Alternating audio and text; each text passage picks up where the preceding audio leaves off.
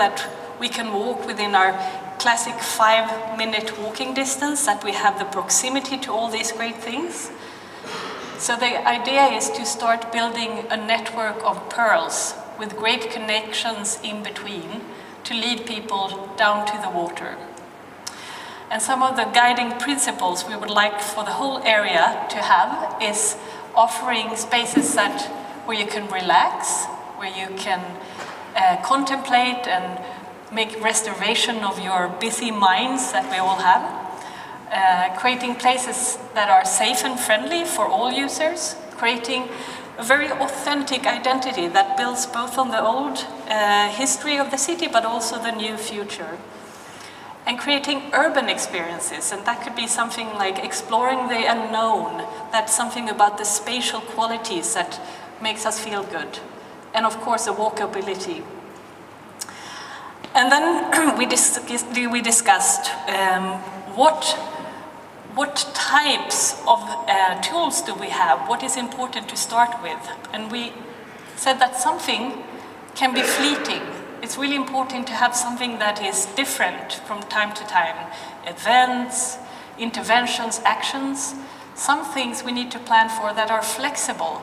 That could be temporary solutions. It could be, you have some really good examples from Tallinn, like that straw, what was that? That straw theater, or the cultural kilometer as an example of something that is temporary but for a long time. And then we have the fixed, that is the physical elements of the city, the crossings, the infrastructure element that also have to be in a place. But I think that these three, they work with different time frames. Something is forever, something is recurring, and something pops up, and we need all three of them. Where to start? We talked a lot about time, and maybe not so much about the actual solutions, but how to do things. And we thought it was important to do a people-oriented process.